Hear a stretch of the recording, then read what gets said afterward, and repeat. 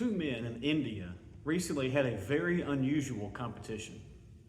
Both of these men were into martial arts, but they had exchanged a particular record a number of times, just back and forth, one topping the other over and over again.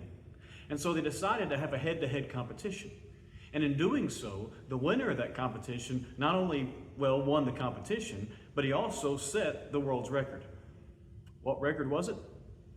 He cracked 273 walnuts in 1 minute with his forehead.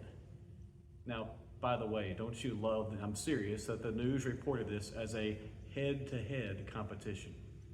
Now, I wonder how many people read that news story or heard that news story and just think, well, that's just crazy.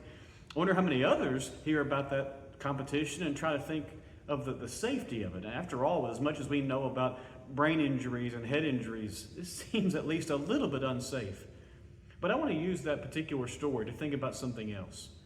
How many of us are doing some far worse things than that, not to our foreheads, but to the minds that God has given to us that are behind those foreheads? It can be because of simple non-use. That is, we just kind of veg out and don't use our minds to think. Or it can be because we're allowing sinful things, the things of this world, to fill our minds and to take our thinking and our meditation away from God. Included in what we are to give to God is all our mind. Mark chapter 12, verses 30 and 31. When we allow the world and the influence of the devil to corrupt even a tiny bit of our thinking, we are not giving God our all our mind. We need to make sure that our thinking is filled with the things of God, and that we use that information and motivation always to His glory.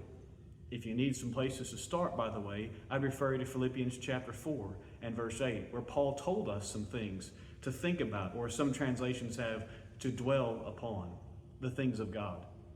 And so today and every day, let's keep our central focus on giving God everything we have, including our minds, or to put it a different way, let's use our heads for Him.